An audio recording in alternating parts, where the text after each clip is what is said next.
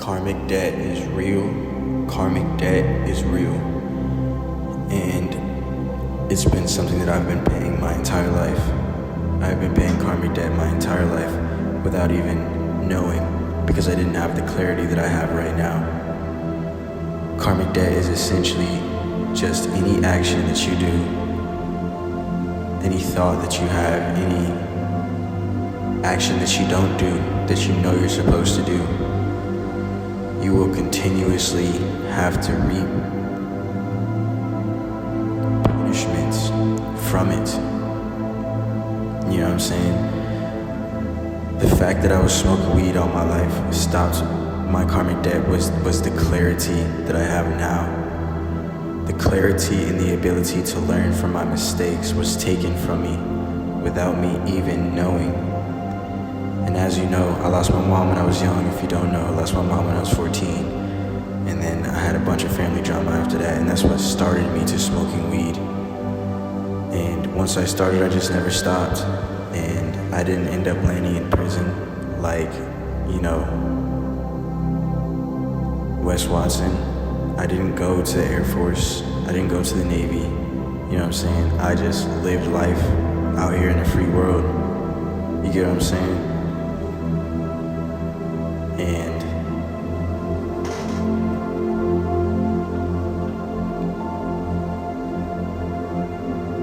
I just had to learn based on life. And since I've turned the corner on smoking weed, drinking alcohol, masturbation, pointless sex, chasing pussy, I just recognize that, when I am paying karmic debt, for me it's just sleeping. I sleep. I'm a glutton when it comes to sleep, man. Like a fat person about my sleep. And I am just consistently, being punished. And today, my karmic debt was huge. You know what I'm saying? I pretty much lost productivity all damn day. I just had to work out and journal and think about what I did wrong. But, this karmic debt is much better than, the karmic debt that I paid in the past for, being on probation, going to jail, just a bunch of dumb shit. Fucking up on probation, you know what I'm saying? That's all karmic debt because of the bad actions that I was doing, missing plenty of opportunities, losing good women, just because I was not a good man and I couldn't see why. Like nothing could take me away from what I wanted to do until, this last massive karmic debt where, I met a woman who I, deemed as perfect. You know what I'm saying? She was perfect to me in every way, 10 out of 10 to me in every way. And I wasn't able to hold on to her or keep her because I wasn't that man that I needed to be. You know what I'm saying? I wasn't this guy, wasn't sober, you know what I'm saying? Wasn't focused 100% on trying to be the best man that I can be, do everything right, you know what I'm saying? Get my career, stay consistent, etc., etc. Tune into my consciousness. I was off, man. I was way off.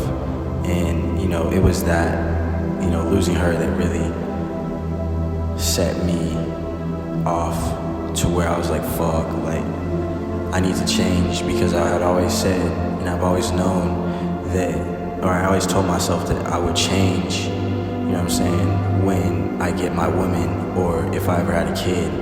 That's when I would, start pursuing a career and start trying to, stop being so,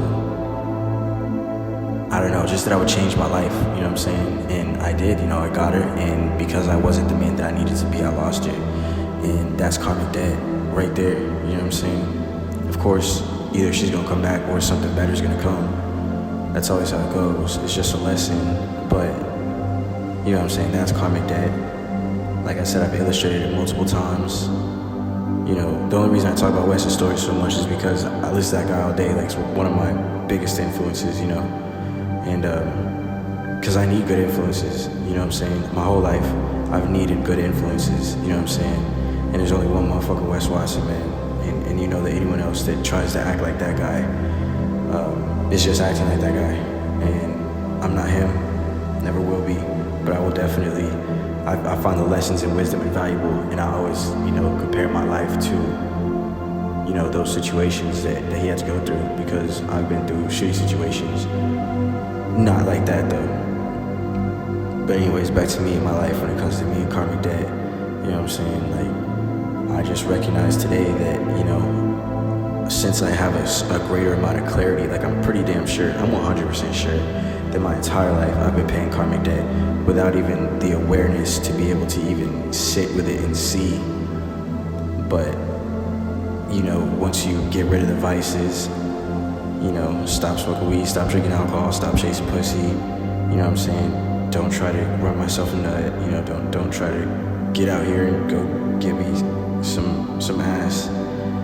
Just sit with myself and try to understand myself and try to be better, no distractions, and have that clarity of mind.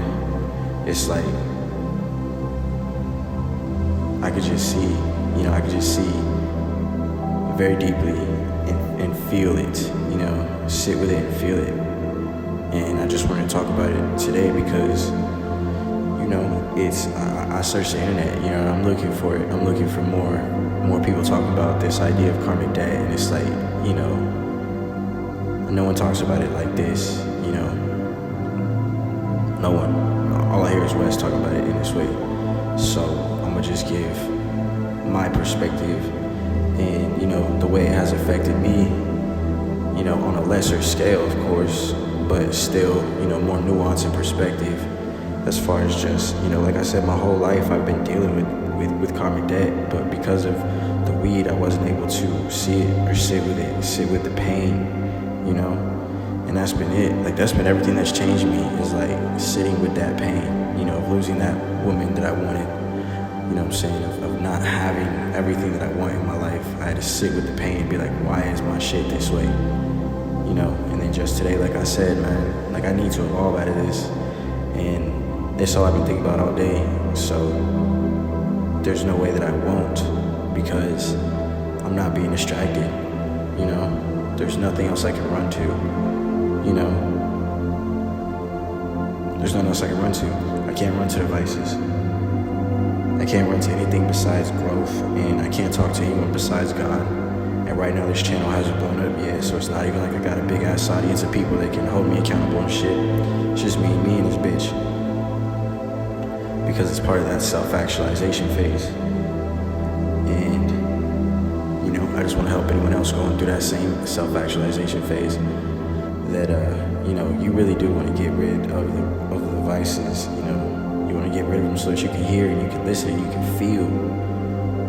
feel that pain, you can feel the call, it's those emotions. It's like, I woke up with apathy, like I slept in, I got what I wanted, slept, and I woke up and it's like, my vision's gone, I'm just apathetic, I don't want to do anything, I don't have that lust for life, I don't have that vigor to get up and fight, I'm just cold, empty, lifeless. And it's like, I could just tell that that's the punishment. It's like, God's like, if you're not finna wake up and be hungry for this life and attack this life with everything, less sleep, fuck the sleep, fuck everything, put all of your pleasures to the side so that you can attack what it is that you want, and you can go get that shit right now, then I'm gonna show you what it's like for you to not, like, I'm gonna show you what you're asking for. You're asking for laziness. You're asking to have all of this lust for life taken away from you.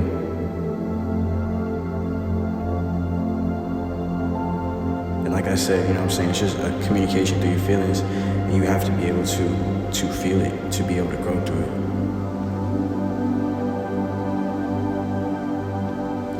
And that's it, man. So, I just really want to touch deep on this subject because, like I said, man, I've been dealing with this my whole life without even having the awareness to sit down and know, because I've been dealing with other people's trauma.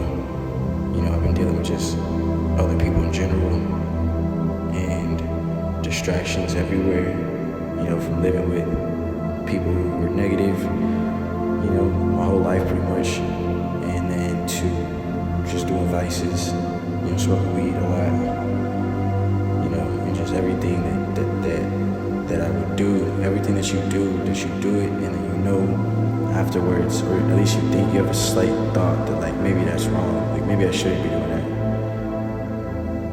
There it is, you're paying for that way deeper than you know what I'm saying? And you gotta have clarity to be able to see it, and your clarity will be taken away when you do karmic debt.